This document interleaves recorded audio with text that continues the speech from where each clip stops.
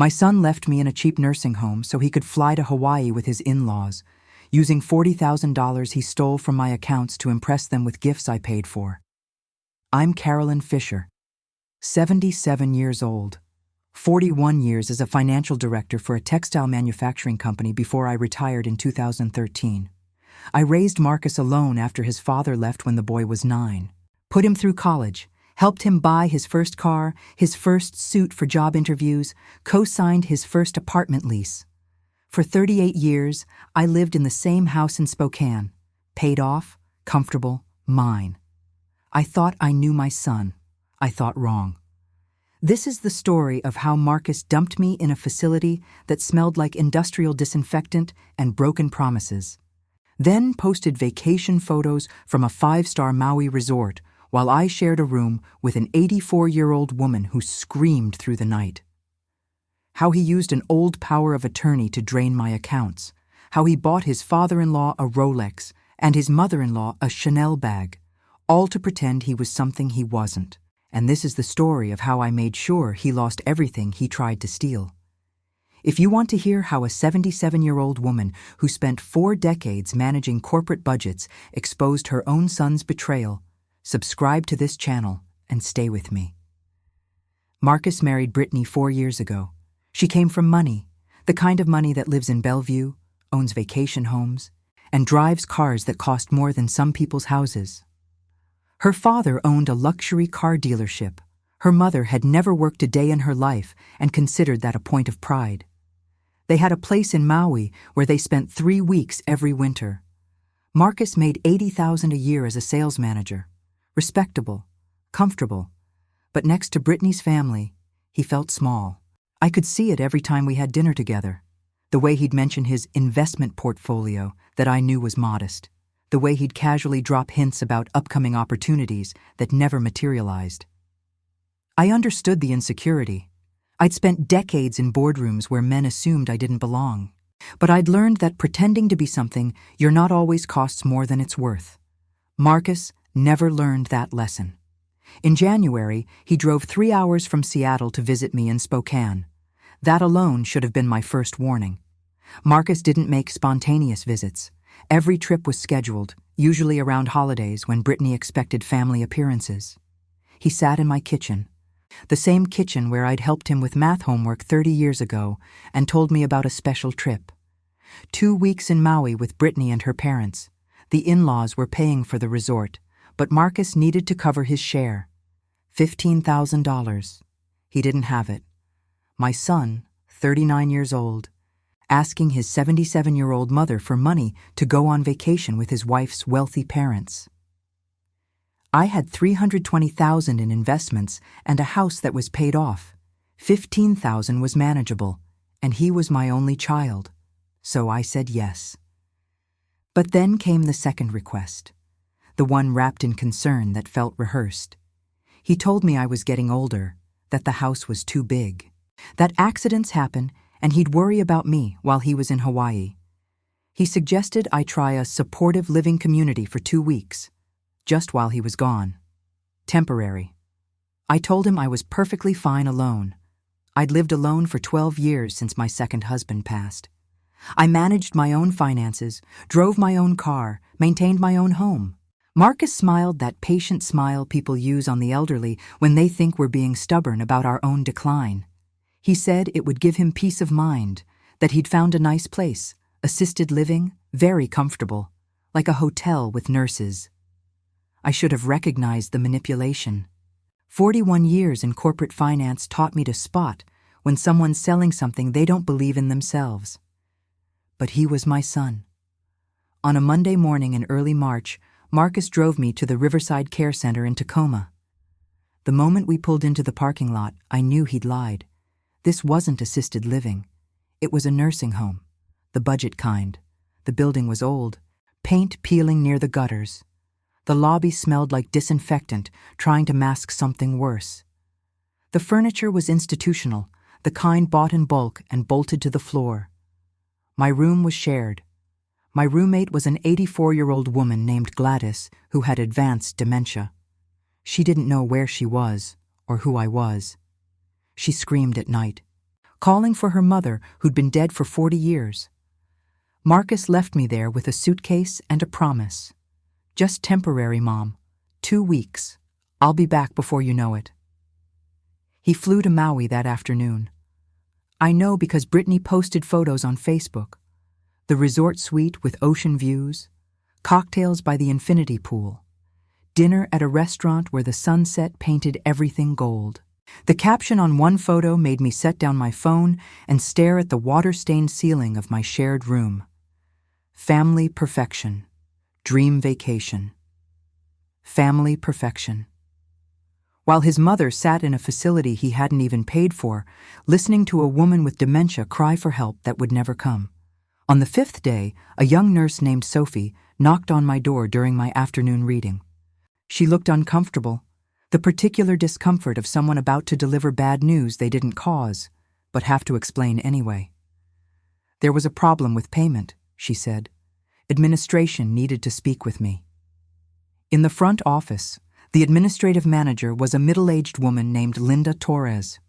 She had paperwork spread across her desk and confusion on her face. She told me Marcus had registered me as an emergency temporary stay. No payment method on file, no deposit, nothing. Just a note that he'd resolve it when he returned from Hawaii.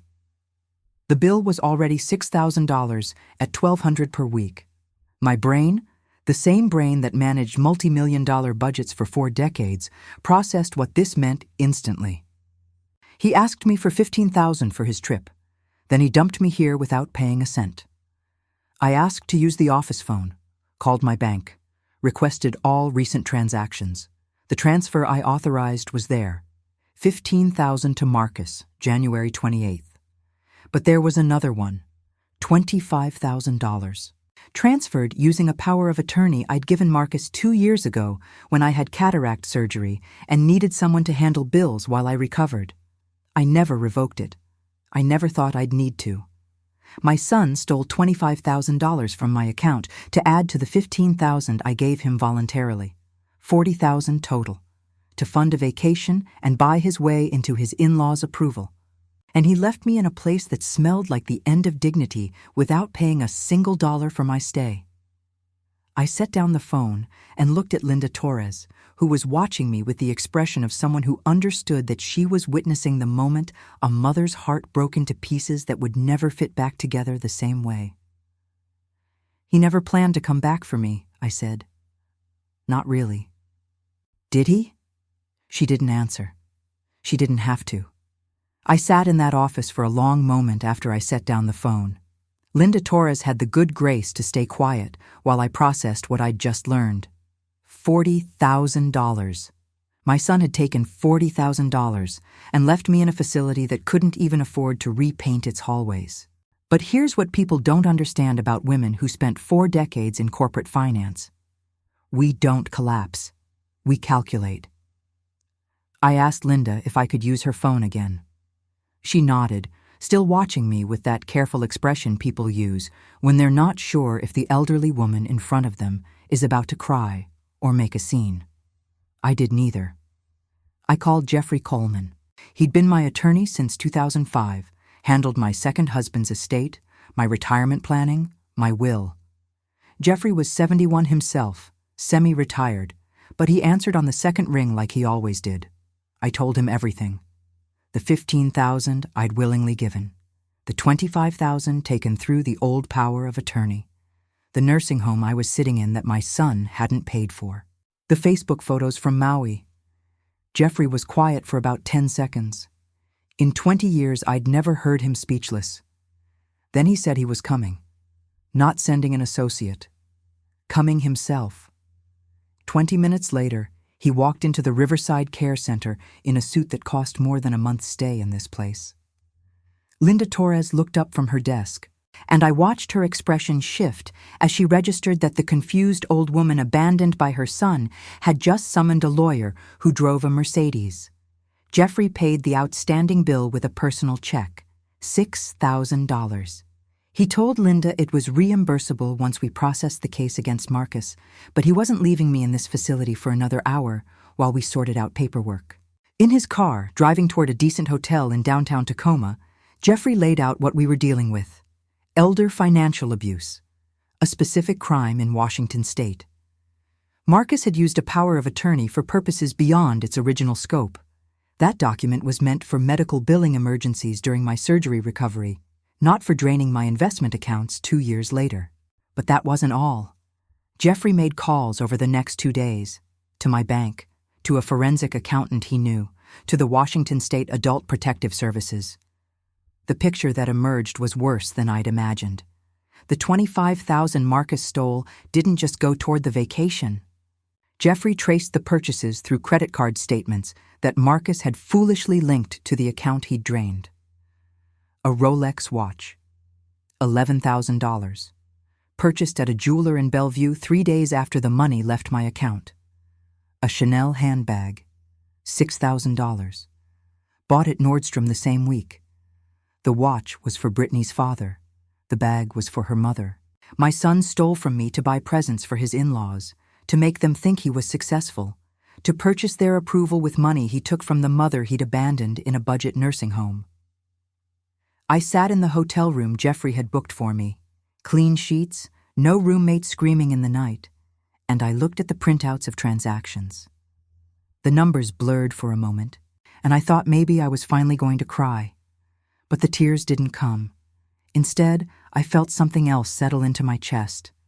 Something cold and clear and very, very patient. I'd spent 41 years watching people try to cheat budgets I managed. Contractors who padded invoices, vendors who hid fees in fine print. Executives who tried to move money where it didn't belong and thought the financial director wouldn't notice. I always noticed, and I always made sure there were consequences. Marcus thought I was a fragile old woman who wouldn't understand what he'd done. He thought I'd be confused by the bank statements, overwhelmed by the paperwork, too embarrassed to tell anyone that my own son had stolen from me. He thought that by the time he got back from Maui, I'd just be grateful he came back at all. Jeffrey filed for an emergency court order the next morning. By that afternoon, every account Marcus had access to was frozen. His checking, his savings, the joint account he shared with Brittany, all of it, locked down by judicial order. He was still in Maui when it happened, still posting photos, still performing wealth he'd stolen from his mother. I imagined him trying to pay for dinner at that oceanfront restaurant and having his card declined. I imagined him calling the bank, getting put on hold, finally reaching someone who told him his accounts were frozen pending investigation. I imagined the look on Brittany's face when he had to explain why. Jeffrey came by my hotel room that evening with paperwork to sign. Formal complaint for elder financial abuse, civil suit for recovery of stolen funds, request for permanent revocation of all powers of attorney. He asked if I was sure. Once we filed, this would become official, public record. My son would have a criminal investigation attached to his name. I signed every document. Jeffrey witnessed my signature on the last page and looked at me over his reading glasses. He said he'd known me for 20 years and he'd never seen me hesitate when the numbers didn't add up. I told him the numbers had never been this personal before. But $40,000 was $40,000. And a son who'd leave his mother in a place like Riverside while he bought Rolexes for people he wanted to impress, that son had made his choice about what mattered to him. Now I was making mine. Marcus was scheduled to fly back to Seattle in 9 days. He'd land at SeaTac, expecting to return to his normal life, maybe swing by Tacoma to pick up his mother from the nursing home, spin some story about how the time went so fast. Instead, he'd find a process server waiting at his apartment, a frozen bank account, a wife who just learned that every gift her husband had given her parents was purchased with stolen money, and a mother who wasn't confused at all. I asked Jeffrey what Marcus would be facing. He laid it out in the same calm, precise tone I'd used in boardrooms for 4 decades. Felony theft, elder abuse, fraud, if convicted, prison time. If he pleaded, probably a suspended sentence, but definite restitution. Either way, a record that would follow him for the rest of his career. I thought about Marcus at 9 years old, crying when his father left. I thought about him at 18, proud and nervous in his graduation robes. I thought about every meal I'd cooked for him, every bill I'd helped him pay, every time I'd told myself that he was a good man who just needed a little help getting on his feet. Then I thought about Gladys, screaming in the bed next to mine at 3 a.m. while my son drank Mai Tais by an infinity pool. Some prices can't be calculated in dollars, but $40,000 was a good place to start. Marcus still had 9 days in Maui when Jeffrey filed the paperwork. 9 days of beach sunsets and expensive dinners, completely unaware that his life back home was collapsing. I could have contacted him, could have called, sent a text, given him some warning about what was coming. Part of me, the part that still remembered him as a little boy who needed his mother, wanted to. But Jeffrey advised against it. Any contact could be seen as an attempt to settle outside proper channels. And more importantly, Marcus had made no attempt to contact me, not once in the 5 days I'd been at Riverside. No call to check if I was comfortable, no text to see if I needed anything. He'd put me in that place and forgotten about me entirely. So I let him enjoy his remaining days in paradise. I moved from the hotel to a short-term rental apartment, comfortable, private, a place where I could think, and I started gathering everything I'd need. 41 years in financial management teaches you that documentation is everything. Contracts mean nothing without paper trails. Accusations fall apart without evidence.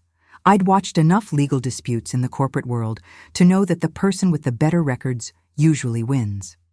I had Jeffrey request my complete bank statements going back 2 years. Every transaction, every transfer, every login to my online account. The bank flagged several access points from prior months.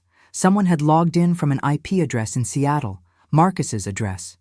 He'd been monitoring my accounts, watching my balances, planning. I went through my files at home. Jeffrey drove me back to Spokane for a day to collect what I needed. In my office, in a fireproof cabinet I'd kept since my working days, I found the original power of attorney document, dated 2 years ago, clearly limited in scope, for purposes of managing financial obligations during medical incapacity related to cataract surgery, March 2023. Marcus had used it 13 months after my surgery was complete, for purposes that had nothing to do with medical bills. The document itself was evidence of fraud. I also found something else in that cabinet, cards Marcus had sent me over the years, birthday cards, Mother's Day cards, a few thank you notes when I'd helped him with money in the past. I read through them in my office chair, late afternoon light coming through windows I'd looked out of for 38 years. Mom, I don't know what I'd do without you. Thank you for always believing in me. And you're the strongest woman I know. The words looked different now. I could see them for what they were. Maintenance. The things you say to keep someone giving, to keep the door open for the next request. I put the cards back in the cabinet. They might be useful later. Evidence of a pattern. The grateful son who kept coming back for more while planning to discard his mother when she was no longer convenient. Jeffrey called me that evening. The forensic accountant had finished the trace on Marcus's spending. Beyond the Rolex and the Chanel bag, there were other charges. A $2,000 dinner at a restaurant in Wailea. Marcus's card. But a party of 4. Him, Brittany, her parents. He'd insisted on paying, according to the reservation notes Jeffrey had obtained. Made a big show of it. A helicopter tour of the island. $1,500 for 4 passengers. Marcus had booked it as a surprise for his father-in-law. Spa treatments for Brittany and her mother. $800. He wasn't just trying to keep up with her family. He was trying to outdo them, performing a level of generosity he could only afford by stealing from me. Jeffrey asked if I wanted to add these itemized expenses to the civil complaint. I said yes. Every dollar. I wanted Marcus to see the complete accounting of what he'd done, presented with the same precision I'd used in budget reports for 4 decades. The day before Marcus was scheduled to return, I did something I hadn't done in years. I went to the salon, got my hair done, bought a new blouse. Nothing extravagant, but professional. the kind of thing I used to wear to board meetings. Jeffrey noticed when I came to his office to review the final filings. He asked if I was expecting to see Marcus. I told him no. I was expecting to see a judge. And when I walked into that courtroom, I wanted to look like exactly what I was. A woman who'd spent 41 years commanding respect in professional settings and wasn't about to stop now. Jeffrey smiled at that. He said most of his clients fell apart during cases like this. The betrayal broke them. I told him I'd fallen apart for about 10 minutes in Linda Torres's office when I realized what Marcus had done. Then I'd started making phone calls. Falling apart is a luxury. Fixing the problem is a choice. Marcus landed at SeaTac on a Tuesday afternoon. I know because Brittany posted one final photo, the two of them at the airport in Maui, tanned and smiling, with a caption about not wanting to leave paradise. He walked into his apartment complex around 6 p.m. The process server was waiting in the lobby. I wasn't there. Jeffrey had advised me to stay away from any direct confrontation until the legal process was underway, but the process server gave us a full report afterward. Marcus had been confused at first, thought it was a mistake, some mix-up with a former tenant. Then he opened the envelope and saw his name on the complaint. Elder financial abuse, theft, fraud, civil suit for recovery of $40,000 plus damages. The server said Marcus went pale, asked who had filed. When the server told him it was his mother, Marcus said that was impossible. His mother was in a care facility in Tacoma. She wasn't capable of filing anything. That's what he said. She wasn't capable. Even then, even holding the legal documents that proved I'd done exactly that, he still believed I was too old, too confused, too diminished to fight back. He'd find out otherwise soon enough. Brittany called her parents that night. I know because Jeffrey received a call from their attorney the next morning, asking what was happening. The attorney was representing the in-laws' interests. They were concerned about potential liability for receiving stolen goods. The Rolex, the Chanel bag, both purchased with money taken from an elderly woman through fraudulent use of power of attorney. Within 48 hours, both gifts had been returned to the stores for refund. The money went into a holding account pending resolution of the case. Brittany filed for annulment 3 days after Marcus returned from Hawaii. She came to see me before the filing was complete. Showed up at my apartment in Spokane. Jeffrey had given her the address after she'd called his office 5 times asking to speak with me. She stood in my doorway, looking like she hadn't slept in days. She said she didn't know. She swore she didn't know where the money had come from. Marcus told her he'd been saving for months, that he'd gotten a bonus at work, that he wanted to do something special for her family. I believed her. Brittany was many things, privileged, perhaps sheltered, certainly accustomed to wealth. But I didn't think she was cruel. She'd married Marcus, believing he was someone he wasn't. I told her I didn't blame her for what Marcus did. She started crying then. She said she kept thinking about me in that nursing home while they were in Maui. She'd seen the photos Marcus had taken when he dropped me off. He'd shown them to her, told her I was in a nice facility, that I'd wanted to go. The photos showed the decent lobby area, not the room I actually stayed in, not Gladys, not the peeling paint and the smell of disinfectant. Marcus had staged the evidence of his own betrayal. Brittany left after an hour. She told me she'd testify if needed, whatever helped the case. I thanked her. Then I closed the door and sat in my living room, in the house I'd lived in for 38 years, and thought about my son showing his wife carefully cropped photos to make his abandonment of me look like kindness. He'd thought of everything. He just hadn't thought his mother would check the bank statements. The criminal investigation opened 2 weeks after Marcus returned from Hawaii. Adult Protective Services referred the case to the county prosecutor, and a detective named Sarah Okonkwo came to interview me at my apartment in Spokane. I gave her everything: bank statements, the power of attorney with its clear limitations, printouts of the Facebook posts from Maui, photos of Riverside that Jeffrey's paralegal had taken, the peeling paint, the shared room, the smell that cleaning products couldn't mask. At the end of 2 hours, Detective Okonkwo asked me a question I'd been asking myself since Linda Torres's office. Why did I think he'd done it? I told her I had theories. Marcus had spent 4 years married to a woman whose family had more money than he'd ever earn. Every holiday was a reminder, every vacation, every dinner, every mention of their beach house, all reinforcing that he wasn't enough. Some men would have accepted that, would have recognized Brittany married him for who he was. Marcus decided to cheat instead. But Detective Okonkwo's investigation found something else. Marcus had been passed over for promotion 3 times in 2 years. His reviews mentioned overconfidence and difficulty accepting feedback. His supervisor had noted concerns about judgment. He was failing, and in his mind, impressing Brittany's parents became the solution. If they validated him, maybe it wouldn't matter that his career was stalling. $40,000 to buy approval from people who'd never fully given it, and his mother was just a resource to be used. A week later, Detective Okonkwo called. The prosecutor was moving forward. Felony theft, elder abuse, fraudulent use of power of attorney. Marcus's public defender reached out about a plea deal. Jeffrey asked for my input. I thought about it for 2 days. Part of me wanted the trial, wanted Marcus in a courtroom while a jury heard every detail. But trials are unpredictable. Defense attorneys create doubt. Marcus could paint himself as a desperate son who made a mistake. A plea meant guaranteed consequences.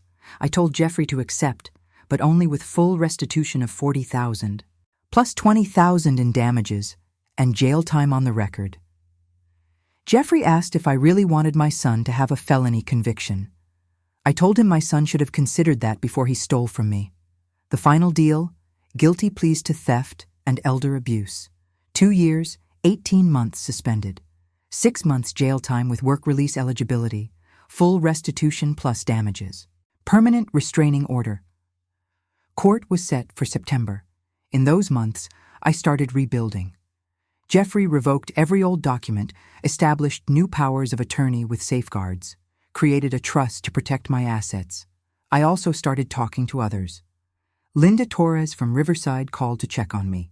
She told me my situation wasn't unusual. Adult children abandoning parents in facilities they couldn't afford. It happened constantly.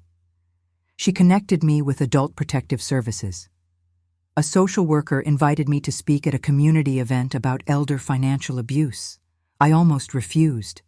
Admitting my son had stolen from me felt like confessing failure. But I thought about other women my age in similar situations. Children with account access. Documents signed years ago without oversight. I said yes. 40 people came to the senior center. I told them everything Marcus had done. When I finished, a woman my age asked how I'd found out. I told her I'd called my bank and requested all recent transactions. She said she'd never done that. Her son handled everything. She trusted him. I told her trust was fine. Verification was better. 6 women approached me afterward with similar arrangements. Children with access, old powers of attorney, no oversight. I told each of them to check. Sometimes that's where it starts. September came faster than I expected. The leaves in Spokane were just starting to turn when Jeffrey called to confirm the court date.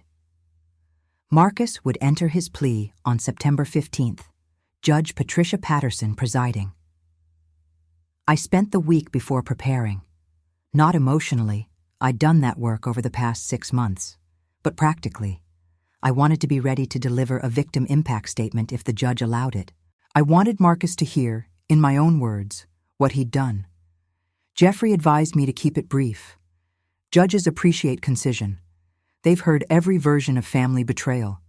What matters is clarity. So I wrote it out longhand, the way I used to draft important memos before typing them. 4 pages, then cut to 2. 2 pages, then cut to 1. Every sentence earned its place. I also gathered one final piece of evidence. During those months of preparation, I'd requested the visitor logs from Riverside Care Center. Linda Torres had them sent over without hesitation. The facility kept records of every person who signed in to see a resident. Marcus had visited once, the day he dropped me off. That was it. 5 days I spent in that place. 5 days of Gladys screaming through the night, of meals served in plastic trays, of staff who were kind but overwhelmed. Not a single visit from my son. But there were phone calls logged too. Family members checking on residents, requests for updates. Marcus hadn't called either. I gave the visitor log to Jeffrey. He added it to the evidence file for the sentencing hearing. Proof that Marcus hadn't just abandoned me financially. He'd abandoned me entirely. 3 days before court, I received an unexpected letter. It was from Marcus, handwritten, which surprised me. He'd always typed everything, claimed his handwriting was too messy. But this was clearly his. I recognized the way he made his capital letters, the same way I'd taught him when he was 7. The letter was 3 pages long. He said he was sorry, that he'd made a terrible mistake, that the pressure of trying to keep up with Brittany's family had broken something in him. He wasn't making excuses. He knew what he did was wrong. But he wanted me to understand that he'd never meant to hurt me. He thought I'd be comfortable at Riverside. He thought I'd understand. He asked if I could find it in my heart to forgive him. I read the letter twice. Then I put it in a drawer. Forgiveness is a word people use when they want consequences to disappear. Marcus wasn't asking for forgiveness. He was asking me to tell the judge that what he did wasn't so bad, that he'd suffered enough, that his mother had made peace with it. I hadn't made peace with anything. I'd made a legal case. Jeffrey came by the evening before court to review the schedule. He told me what to expect: the formal reading of charges, Marcus entering his plea, the prosecutor's statement, then my opportunity to speak if I chose. He asked if I was certain I wanted to be there. Some victims preferred to submit written statements and stay home. I told him I hadn't spent 41 years in boardrooms to hide from a courtroom now. He smiled at that, said he'd pick me up at 8. That night, I laid out my clothes, the blouse I'd bought months ago, a blazer I'd worn to my last board meeting before retirement, simple jewelry, my mother's pearl earrings, my wedding ring from my second husband. I looked professional, composed, like a woman who expected to be taken seriously. In the morning, Jeffrey arrived exactly on time. We drove to the courthouse in Tacoma without much conversation. Everything that needed saying would be said in front of a judge. Marcus was about to learn what 40 years of financial management had taught me. Always document everything, and never let anyone steal from you twice. The Tacoma courthouse was a gray concrete building that looked exactly like what it was, a place where the state held people accountable for their actions. I'd been in courtrooms before, mostly for contract disputes during my corporate years, but never for anything like this. Jeffrey guided me through security and up to the 3rd floor. The hallway outside Judge Patterson's courtroom was quiet. Just a few attorneys checking phones and a clerk carrying files. We were early. Jeffrey always arrived early. We sat on a wooden bench outside the courtroom doors. My victim impact statement was in my purse, folded into thirds, the creases sharp. I'd memorized most of it by now, but wanted the paper with me anyway. 41 years of presentations had taught me that having notes was never weakness. It was preparation.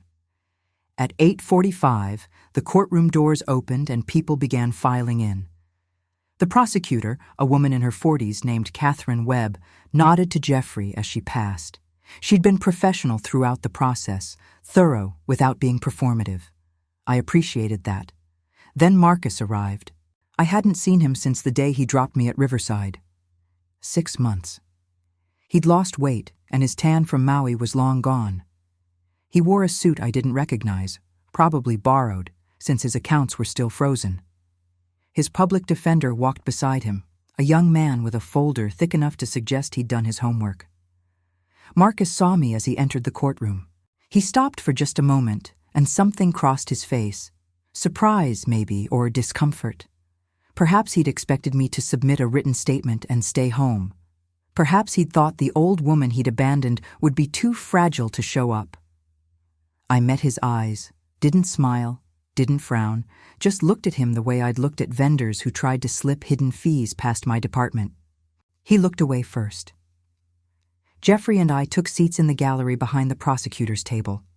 The courtroom was small, designed for efficiency rather than drama. No jury box.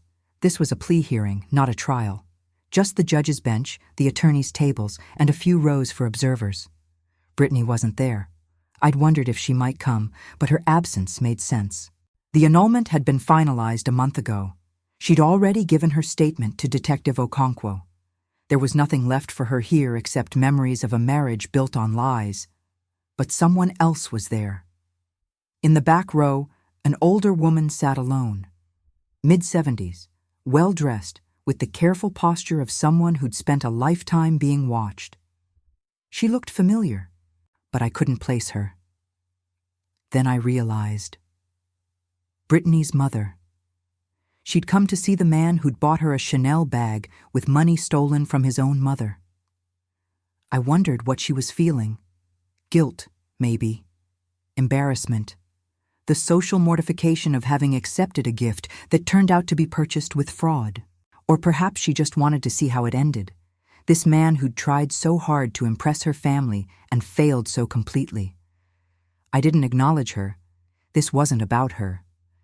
At 9 o'clock exactly, the bailiff called the court to order. Judge Patterson entered, a woman in her 60s with silver hair and glasses that made her look like a professor. She sat, reviewed her papers, and called the case.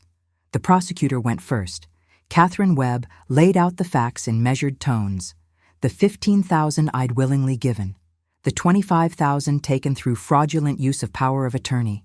The Rolex, the Chanel bag, the helicopter tour, all purchased to create an illusion of wealth that didn't exist.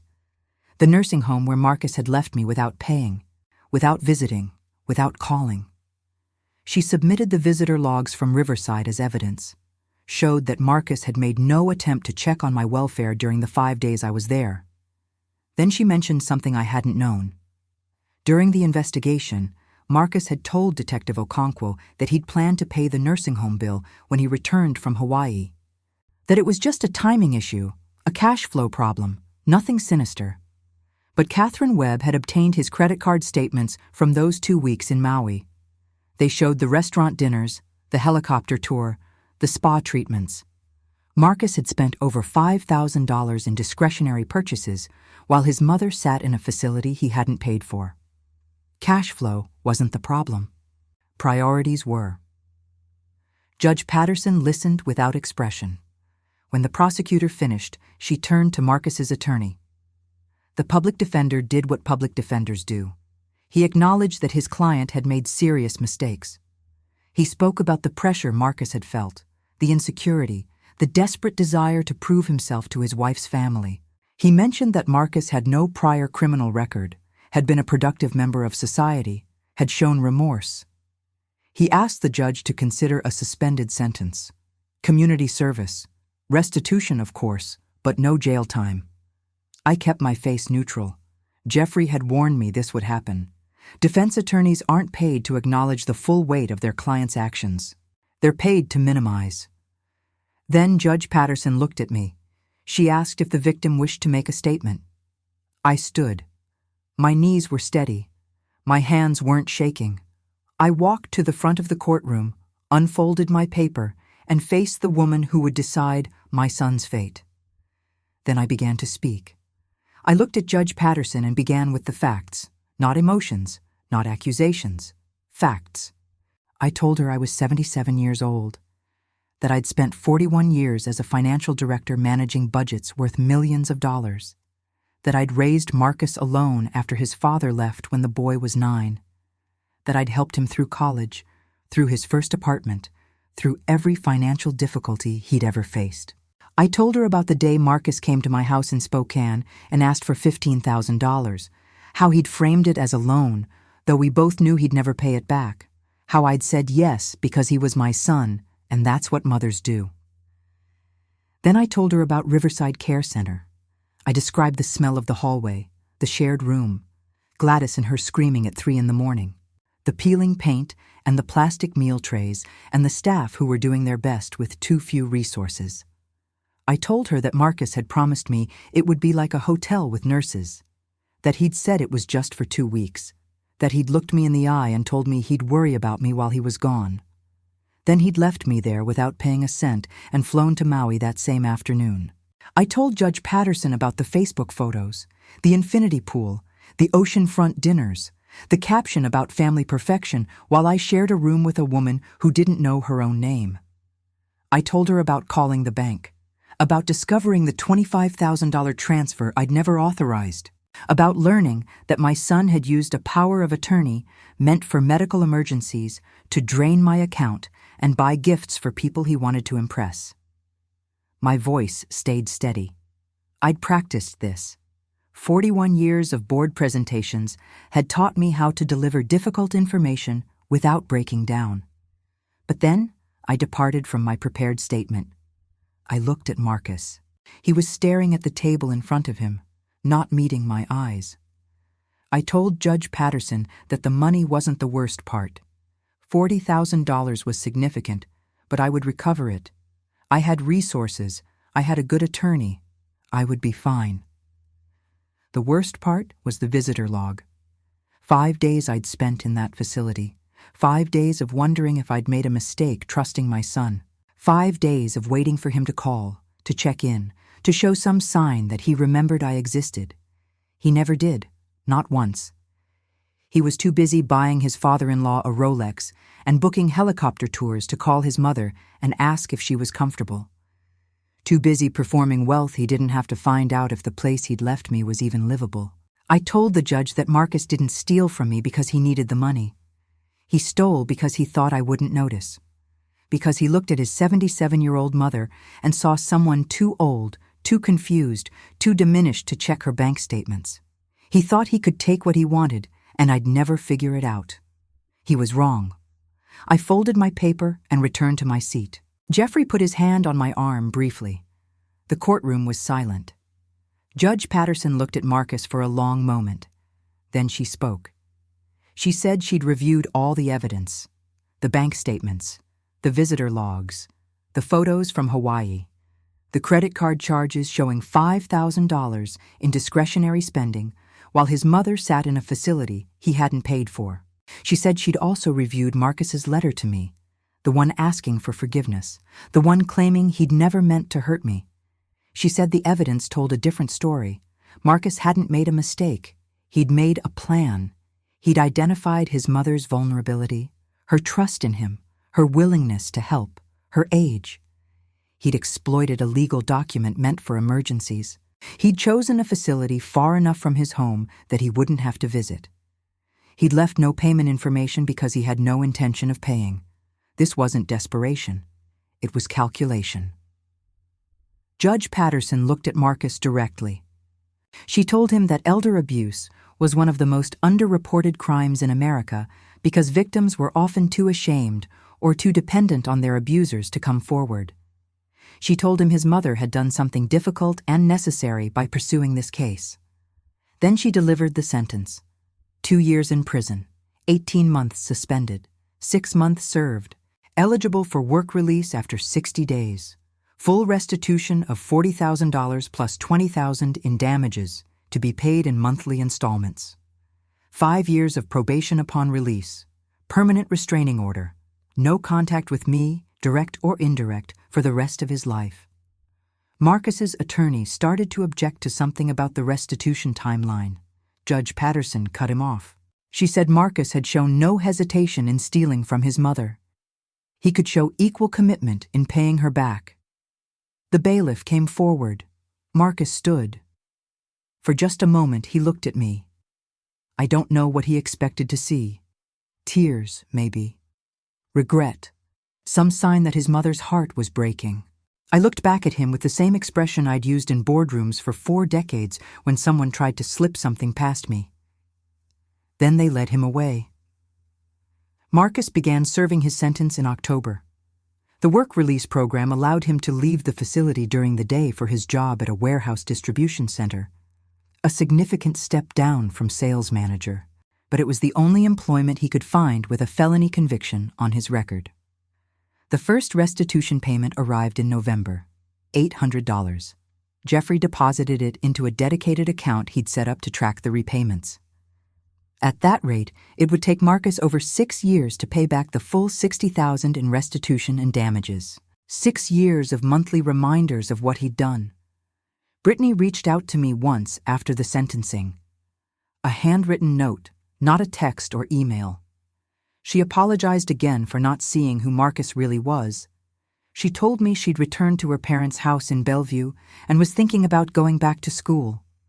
Maybe social work, something where she could help people instead of just watching her family accumulate things. I wrote back. Told her that recognizing a mistake and changing direction took courage. Wished her well. I meant it. Her mother never contacted me. I hadn't expected her to.